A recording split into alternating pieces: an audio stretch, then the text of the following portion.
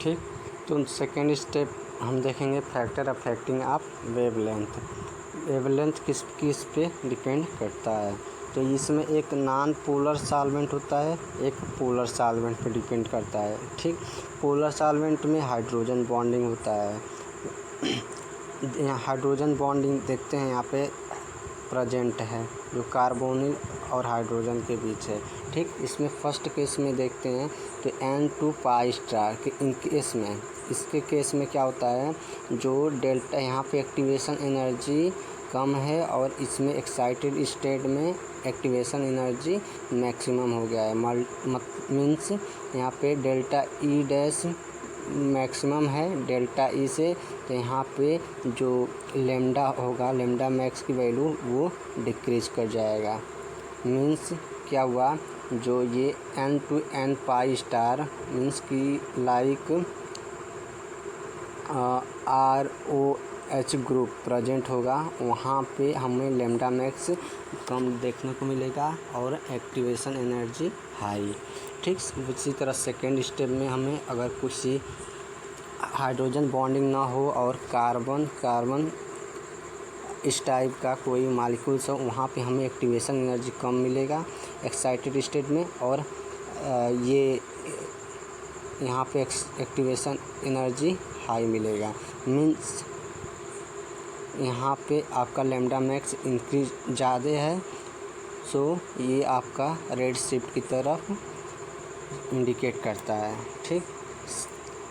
Like example हम लोग देख सकते हैं, अगर ये सब मॉलिक्यूल्स आ गए यहाँ पे N2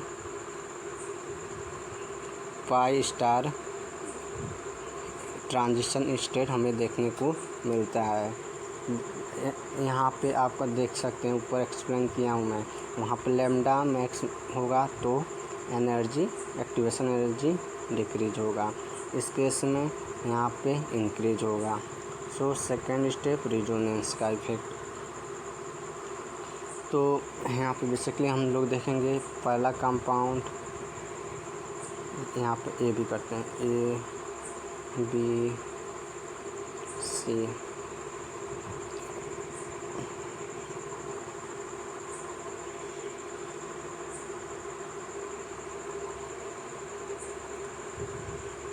हाँ, तो फर्स्ट केस में देखते हैं हम लोग होमो टू लोमो एनर्जी यहाँ से यहाँ तक है। ठीक।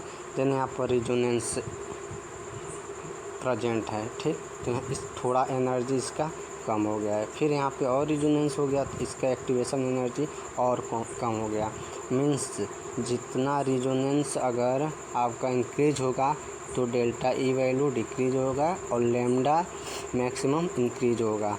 देन उसको क्या, वो किसकी तरफ इंडिकेट करेगा, बैथोक्रोमिक शिफ्ट की तरफ, मतलब रेड शिफ्ट। ठीक।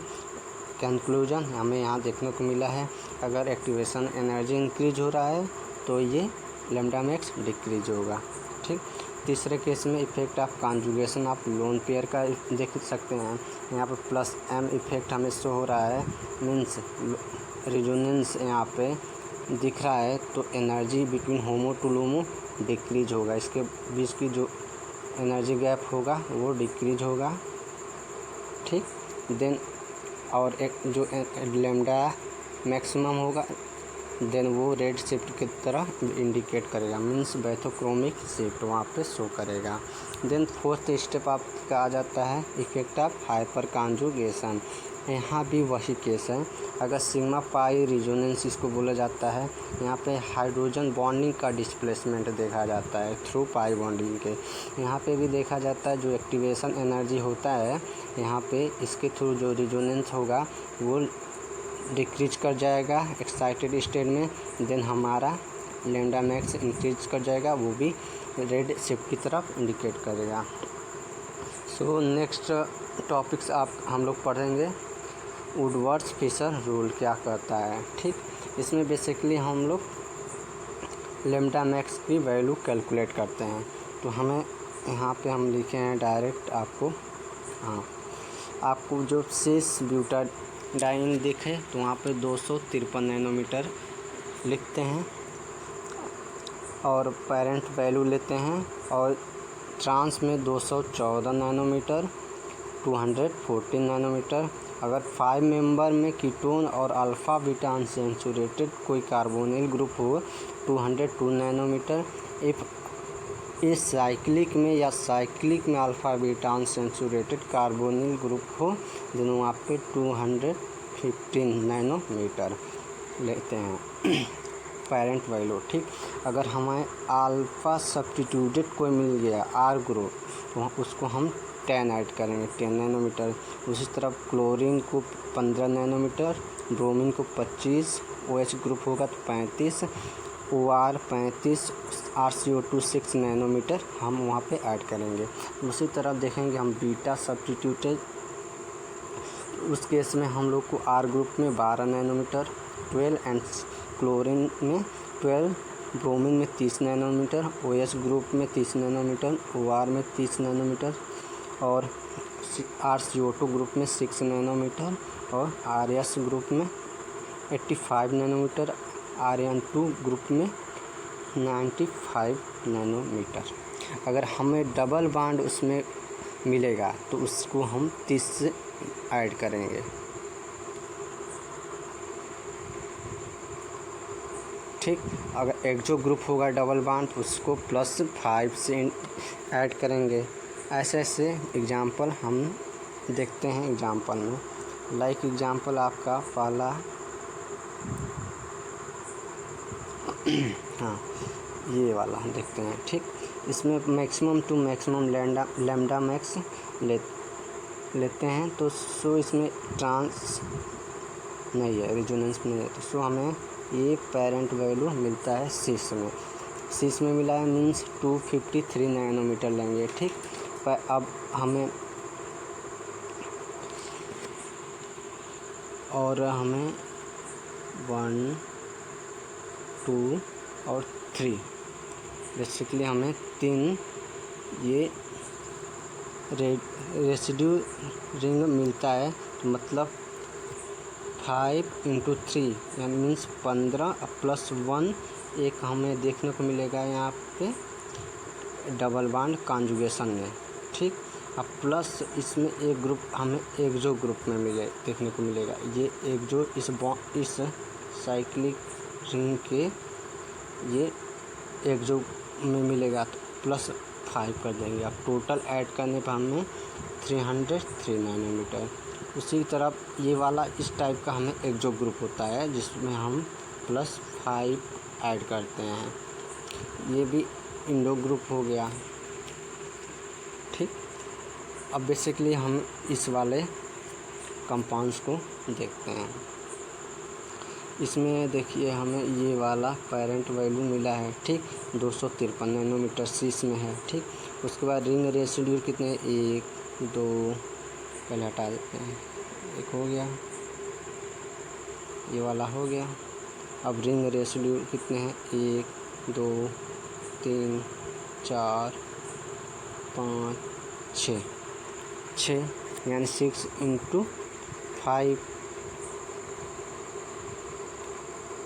ठीक, मतलब 25 और एक और आर ग्रुप का इसका ले लिया है तो 30 हो गया। ठीक, अब ये एक जो ग्रुप का लिया है मीन्स ये डबल बॉन्ड का, इस वाले डबल बॉन्ड का, ये एक जो वाले जो ये वाला जो है उस वाले का टोटल उसका देन एक इस एक जो का। ठीक, अब वही डबल बॉन्ड हमें ये कॉन्जुगेशन में एक एक्सटेंडेड डबल बॉन्ड है उसको हम 30 से ऐड करेंगे। अब टोटल ऐड करके ये वैल्यू 300 समथिंग आया था, देख लेंगे हम लोग। उसी तरह हमें मतलब ऐसे ही हमें क्वेश्चंस एग्ज़ाम में मिलेंगे। अब नेक्स्ट इम्पोर्टेंट एग्जांपल इस टाइप का देखेंगे। इसमें हमें ये acyclic alpha beta unsaturated carbonyl group है तो इसमें 215 नैनोमीटर लेंगे। ठीक, अल्फ़ा पोजीशन पे एक रिंग रेसिड्यू है उस पर 10 नैनोमीटर ऐड करेंगे। बीटा पे एक है 2 हैं। ठीक, तो उसको बीटा को 1 रिंग रेसिड्यू को 12 से इंटीग्रेट करते थे। अब 12 × 12 यानी 24 टोटल ऐड करने पर 249 नैनोमीटर लैम्डा मैक्स मिला। सो बेसिकली आगे भी एग्जांपल है, आप देख सकते हैं। तो आज के वीडियो में यही सब है, यूवी स्पेक्ट्रोस्कोपी, और नेक्स्ट स्टेप में हम लोग IR और NMR, मास स्पेक्ट्रोस्कोपी, ये सारे भी डिस्कस करेंगे। सो आई होप ये वीडियो आपको हेल्पफुल और समझ में आया होगा। सो आज के वीडियो यहीं तक। Okay, thank you so much.